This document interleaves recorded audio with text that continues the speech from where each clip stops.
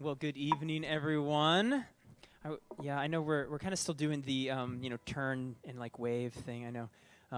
Maybe one day, well, to the chagrin of all the introverts who kind of probably like that. I'm glad we don't have to do giant bear hugs from random people. You know, some people aren't in for that, but someday we'll we'll reinstitute bear hugs.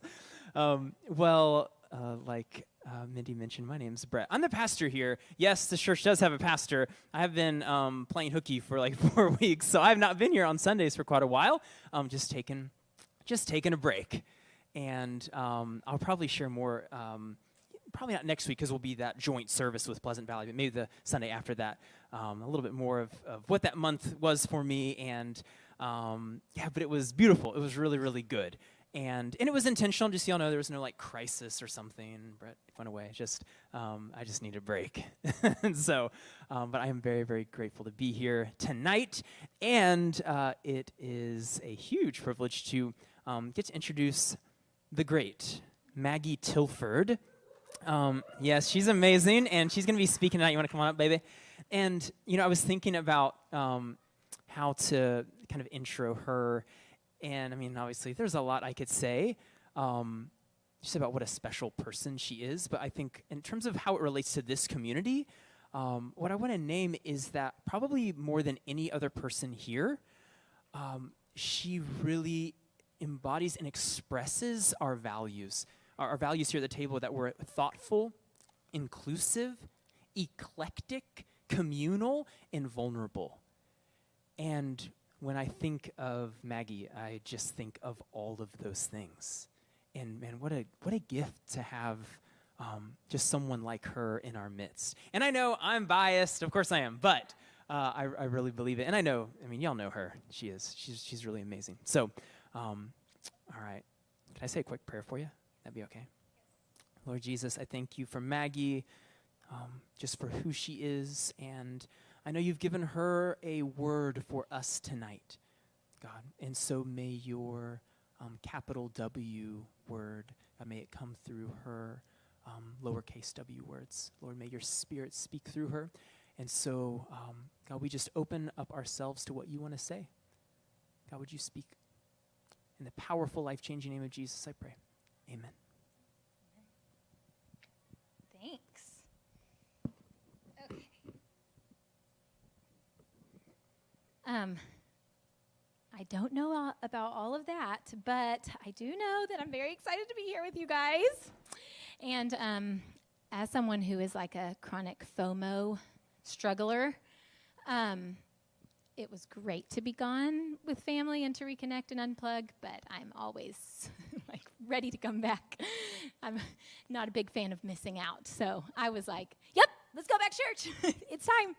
So, and being able to come back and on a night where I get to share is like super privilege. So thank you. Those of you who are online tonight on the other side of that screen, thank you for joining us.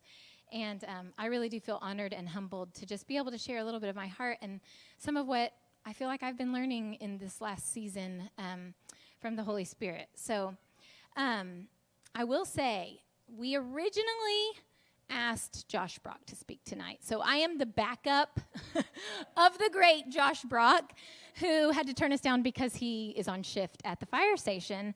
But I told Josh in a text last week, what happens if you turn us down and you don't do the sermon is I'm going to put you in the sermon, and now I get to talk about you when you're not around. So I titled tonight's message, The Gift of Blindness, and you'll see more why. But the best story that I could possibly think of to just start us off is a little anecdote from the life of Josh Brock himself. Those of you who don't know Josh personally, you need to meet him. You've, I'm sure, seen him like either online or on the stage here leading us in worship when he's not on shift or when he's not coaching his son's baseball. He's a busy guy, you guys. I don't know. It's sort of like you have to have a Josh Brock sighting, you know? He's just, you never know when he's going to show up. There's Josh. Look at Josh. His beautiful wife, Jo, took that picture, and I just thought it was so fabulous that we needed to put it on the screen. Shout out to Jo Brock Photography, everybody. But here's the deal. Here's the deal. Josh is, seriously, he's an inspiring person to be around. He is eternally optimistic. He's just like all fun all the time, it seems like. I mean, I know that that's not true for, in reality, but really and truly, Josh is just a super fun guy. He is a 7 on the Enneagram, and for those of you who know what the Enneagram's like and know about 7s, that just means lifelong party, baby. And that's just the vibe you get around Josh, just like chill, kick back, let's have fun, everyone's good. He also, with that comes this gift that you always see the glass as like half full, or at least you want to always try and see the glass as half full instead of half empty, and it really is a skill that he has truly honed throughout his life. 7s don't typically like to admit when they're having like negative feelings, or they don't like to sit with uncomfortable emotions.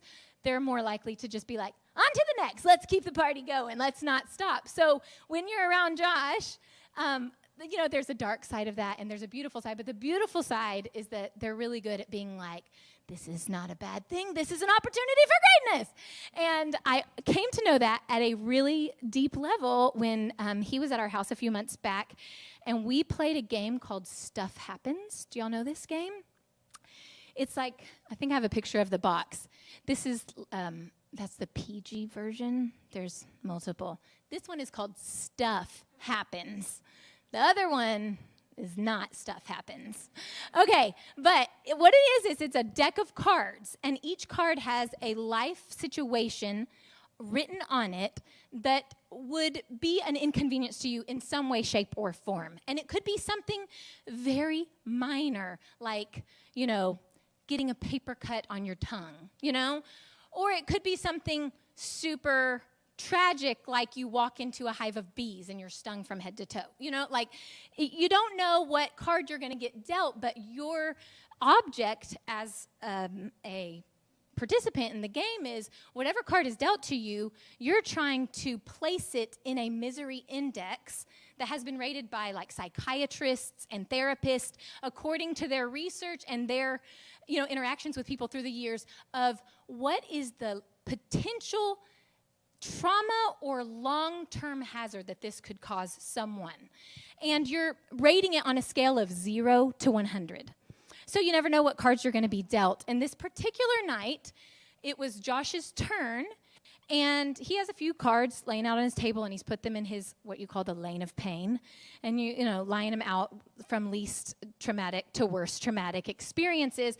And when you get your next card on your turn, you try to figure out, like, you're guessing what score it has, like, okay, well, I know if the paper cut was 5, you know what I mean? And then the bee stings was 72, then I'm going to guess that losing my wallet on the subway is a 34. You know what I mean? And you're trying to, like, place it in the category of trauma.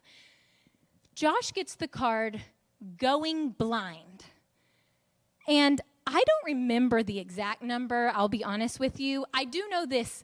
I know it was somewhere between the teens and the 20s.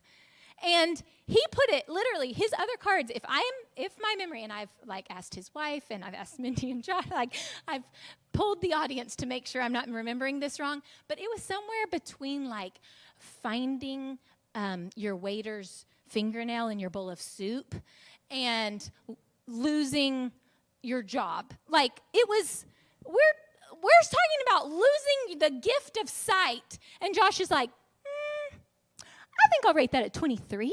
And we're all, like, sitting at the table like, what? Who are you? And what happened to you at birth? Like, what is the matter with you, Josh? And this is literally what he said. He's like, guys, some of the world's best musicians were born blind. Think of Ray Charles. Think of Stevie Wonder. This could be my ticket to fame. He's like, if I go blind, I could be world famous playing my guitar someday. And, like, I remember Joe looking at him, and Joe's his wife, and she's like, I don't think you understand the way this game works. She's like, you're supposed to play it out to worst case scenario, Josh. But no, Josh is a 7. So what does he do? He plays it out to best case scenario. Like, going blind, being world famous. I can see this working. I mean, like, it was no surprise later in the game, he literally got a card about being held captive in a third world prison for 6 months. And Josh rated it somewhere in the 50s. I'm like, Does it get worse than that? He's like, I thought the stories you would tell your grandchildren. We're just like, Josh was not good at that game, I will say. His wife, Jo, who is a 6 on the Enneagram, actually killed us all that night. She rocks at that game. So I recommend playing with Josh and Jo. It's a really good time. But the reason I tell that story is not just because we're talking about blindness, but because on the subject of blindness, and as I've been reading and learning about it over the last month, I feel like perhaps all of us could take a lesson from Josh Brock, because I think his interpretation of what it means to go blind is actually right in line with what Jesus teaches in the Gospels. So that's what we're going to unpack tonight. And I've been reading through the book of John. At the beginning of the summer I started, and I'm only on chapter 10, guys. So it's been a slow haul, but I love it. I love it, love it, love it. And I keep reading the same stories, and I keep seeing this common theme that has to do with vision and eyesight and light and darkness, and the same words just keep, like when they just pop off the page and you're like, here we go again. We just keep talking about light, darkness, blindness, vision, seeing, like it's all there. And I've never noticed that before, but I think just because I've been moving through the book chronologically, it's just really standing out to me. And so we're going to spend tonight in John 9. And before we dive in there, I just want to give you a little preview of coming attractions that I feel like the writer of the book of John gives us. In the very first chapter, it opens up talking about the Word of God coming into the world and the Word of God being Christ. And this is how it describes him in verse 9 and verse 4 and 5 of John chapter 1. Verse 9 says, the true light that gives light to every man was coming into the world. Verse 4 says, in him was life, and that life was the light of men. The light shines in the darkness, but the darkness has not understood it. So that concept, like I said, just keeps sticking out to me over and over again. And fast forward, one night I'm sitting in our bedroom. Brett goes to sleep a lot earlier than I do because he's an old man. And so I literally am in my closet with the door shut and the light on, because that's what I have to do when he beats me to bed. So, or at least when I'm being considerate, that's what I do. On this night, I was being considerate, and I'm sitting in my closet, and I'm reading John 9, and it literally was as if those verses that I just read from John 1, it was like they said, and now we're going to take that theological concept, and we're just going to wrap it up in human skin, and we're just going to show you a little picture of what that's like. So as we're reading John 9, we can just keep that kind of as our frame of reference. For those of you who might be triggered by very long church services and pastors who preach for a very long time, this is your trigger warning. John 9 is very long, and so I apologize, but I could not cut any of it. We have to do the whole chapter, guys.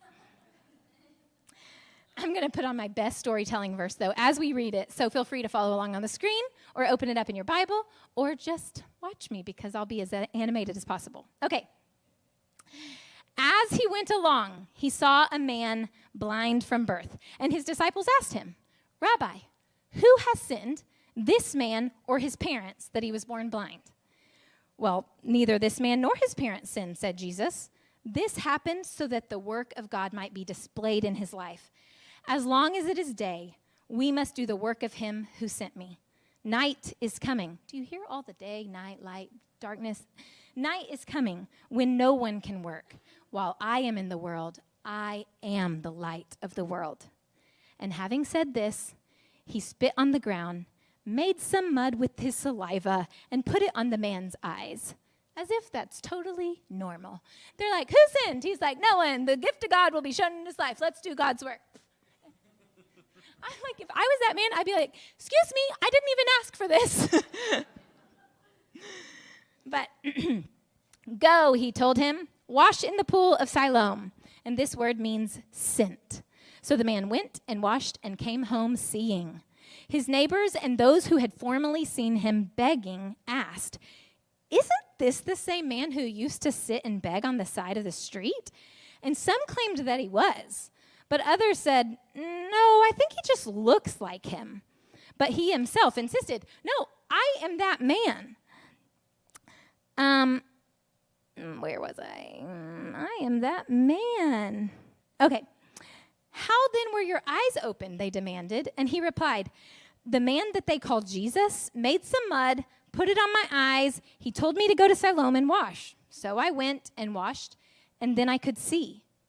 Well, where is this man? They asked him. I don't know, he said, as if just a reminder, I was blind. I actually don't know where he is. I couldn't see. So they brought to the Pharisees the man who had been blind. And now the day on which Jesus had made the mud and opened the man's eyes was, of course, a Sabbath, because Jesus loves to break all the rules. And therefore the Pharisees also asked him, how had he received his sight? Because the Pharisees, their job is to make sure everyone is following all the rules.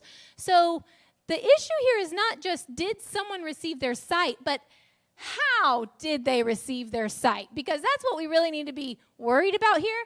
Not the fact that someone literally went from being blind to having vision. No, let's skip over that and figure out, did anyone break a rule in the process of making you see?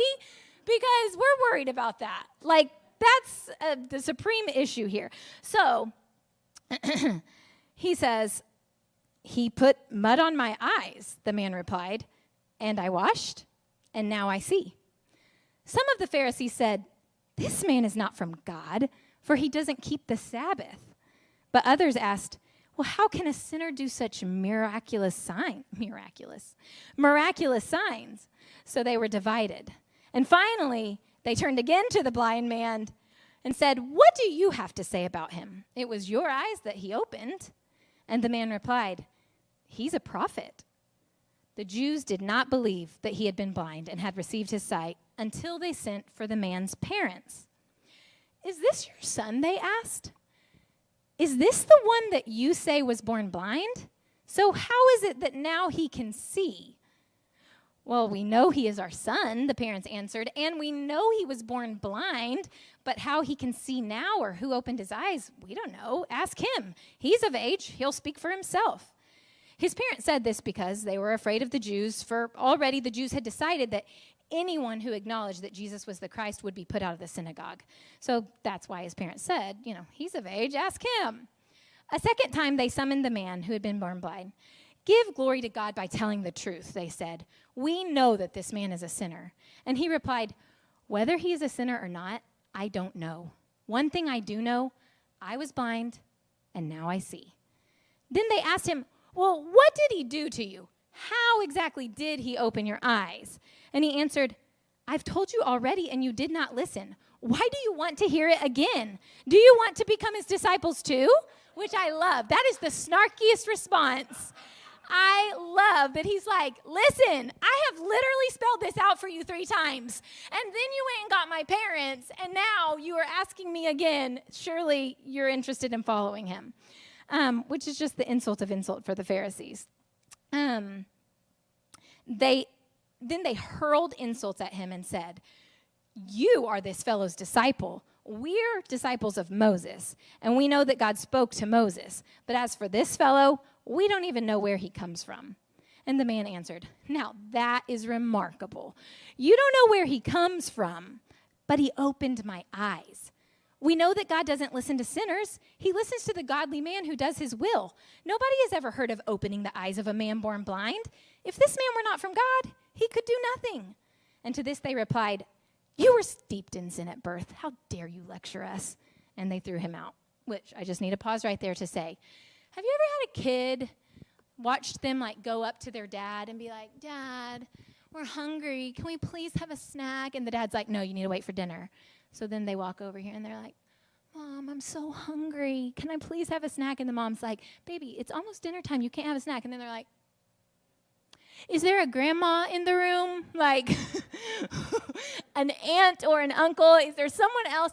That's what I feel like was happening with the Pharisees. They're just going to keep asking the same questions because they're not liking the answer they're getting. So they're just like, let me find another source on the issue. Maybe they will enlighten us with some new information. And that is what I feel like we do even as adults, though.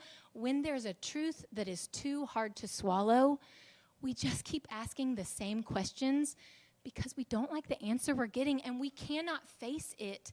So often when a truth challenges us or threatens our current positioning on an issue or a topic or a relationship, and that truth is too hard for us to swallow, we are just exactly like the Pharisees. And we just keep checking for another source on the issue.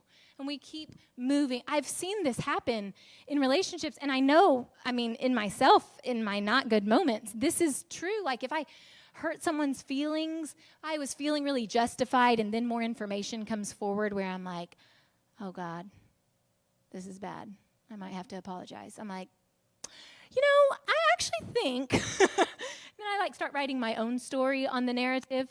Actually, second thought, I think I might have played out differently. And you just keep entertaining different ideas until you can land at something more comfortable, something that doesn't cause you to change anything. And that is what I feel like is happening with the Pharisees here. So to keep going, verse 35, Jesus heard that they had thrown the man out. And when he found him, which I just want to say right there, that makes my heart happy. Like Jesus tracked what happened. And he heard that the guy was thrown out, and he goes and finds him. Bonus points for Jesus. And when he found him, he said, "Do you believe in the Son of Man?" "Who is he, sir?" the man asked. "Tell me so that I can believe in him." And Jesus said, "You have now seen him. In fact, he is the one speaking with you." The man says, "Lord, I believed," and he worshiped him. And Jesus said, "For judgment I have come into this world, so that the blind will see, and that those who see will become blind." Some Pharisees who were with him heard what he said, and so they immediately asked, "What are you saying? Are we blind too?" And Jesus said, "If you were blind, you would not be guilty of sin. But now that you claim you can see, your guilt remains." If you were blind, you would not be guilty of sin. But now that you claim you can see, your guilt remains. Do you hear a little Josh Brock attitude there? A little bit of elevating blindness over these people who feel like they see perfectly clearly. When I read this that night in my closet, I'm sitting there, and I really was so struck between the eyes. And let me tell you why. I honestly, at first, I was struggling with some feelings of discomfort. Because as much as I love a good underdog story, and it felt like at first I was feeling very self-righteous, like, yeah, Jesus, get that man his vision, and look at those Pharisees, stick it to the man. Like, it just felt good, like they were getting put in their place, finally, and here's the old beggar on the side of the road who's now seeing, and he's the one who has the truth, and these other people who are getting to dictate what's right and who's wrong and who's in and who's out are kind of getting told what for, and I loved that at first. But then, the more I sat with it, I also noticed these feelings of kind of a cringe factor happening and a little bit of sadness for the Pharisees. And I think that's because, if I'm honest, I do have bad days where I can relate to the man born blind. But most of the time, guys, let's admit it. I am a white, able-bodied, straight, good Christian woman raising her kids in the suburban South. And most of the time, that leaves me on the side of privilege more often than not. I can't really relate to this man born blind. I never begged a day in my life. The Pharisees on the other side of the fence, I can relate to that. I actually know exactly what it feels like to be really justified in your position. I know what it feels like to not want anyone to mess with what you have worked so hard at building. And you're kind of just... your goal is just to maintain the status quo, because you know what? The status quo has really served you well all these years. And I would just appreciate it if everyone could stop questioning me or trying to correct me or bring some new insight into my life that's going to make me question everything that I've ever thought or felt. And that is a very threatening position to be in, So quite frankly, I feel like if Jesus is challenging the Pharisees, then I'm in that camp. And when I read verses, and this is true throughout my life, anytime I read verses where Jesus says things like similar to verse 39, because there's a lot of places in the Bible where you'll hear similar statements to this. For judgment I have come into this world, so that the blind will see, and that those who see will become blind. What I was hearing, because I'm in the position of someone who is more privileged and someone who feels very right in their thinking, that is a direct, like, if he's judging, then he's judging me. And I don't like to be judged. I mean, no one likes to be judged, but I don't like to be questioned on my motives. I don't like to be questioned on the opinions that I've come to, inherit or believe. And I always thought of that verse as sort of like Jesus is just a little bit mean. I'm like a real believer in second and third and fourth chances. Actually, to be very vulnerable, my kids came to me once and they were like, they were talking about one of their friends' parents. I just don't like going to their house. And I was like, why? And they're like, because they're mean to their kids. And I was like, they are? And they said, yes. And my daughter Eve, oh Lord, help us all. She looks at me and she's like, they don't even give second chances. Which means, Mom, you always give me a second chance before I get in trouble. Always. And I don't know what to do when people don't let me try again before I get in trouble. But I'm a big believer in like second, third, fourth, fifth chances. Like, partial progress is such good progress. Like, that's just how I live my life. I just want everyone to win at the end of the day. Like, can we all just win? Let's all be on the winning category. And so when Jesus says, so that the blind will see and that those who see will become blind, I interpreted that as sort of like a death sentence for the Pharisees. Like, when it comes to the kingdom of God, of course, not in the moment, but when it comes to spiritual things, they have now been eliminated. Like, they don't deserve it. They think they can see, so their punishment then is that now the tables are going to be reversed. And God's flipping everything on its head, and now the people who were begging get to be in the position of power, and the people who were in power, now you have to be the ones who are begging on the side of the street. And that is how I interpreted it, honestly, because I think I have a very human way of thinking of winning and losing in a very black and white dichotomy. And I kind of thought that that's the way Jesus thought too, until I read the last verse. And he's saying, if you were blind, you would not be guilty of sin. As if being blind is actually a good thing. So when Jesus tells the Pharisees, so that the blind will see and those who see will become blind, it hit me. And like, I really did get emotional sitting there, because I thought, oh my gosh, maybe he's not condemning them. Maybe he's throwing them a lifeline. Like, maybe instead of punishing them with blindness, he's offering the gift of sight. And he's literally saying, like, for you to ever really understand life at its fullest, you've got to understand what it is to be blind. You've got to start there, or you'll never get to see things the way I've designed them. If you keep operating in this very dualistic black and white winner-loser thing, you'll never get to know the gift of God. But if you can understand what it is to be blind and to be in need and to be in that posture of really trusting and being willing to be led, then you are perfectly postured to receive the gift of God.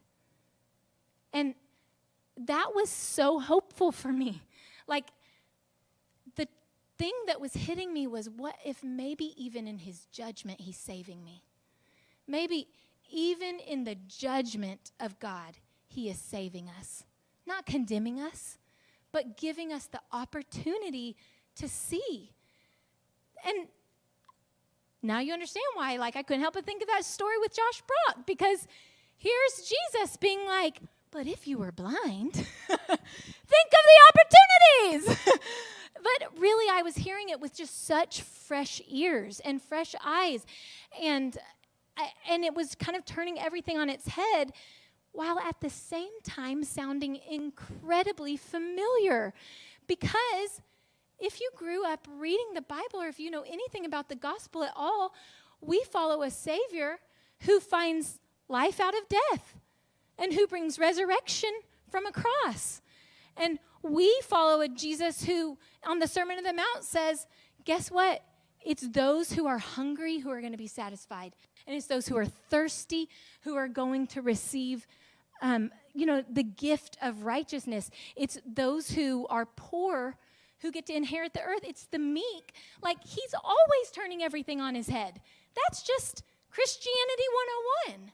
So for me, as I read this, it was almost like, well, duh, Maggie, duh. That's what it means to be a Christian. Going blind is, of course, a good thing. Like, this is an opportunity to see. But my point tonight is just this, and this is just what I want to close with. I don't have like 3 steps, or I don't have 3 anything. I just have one thing.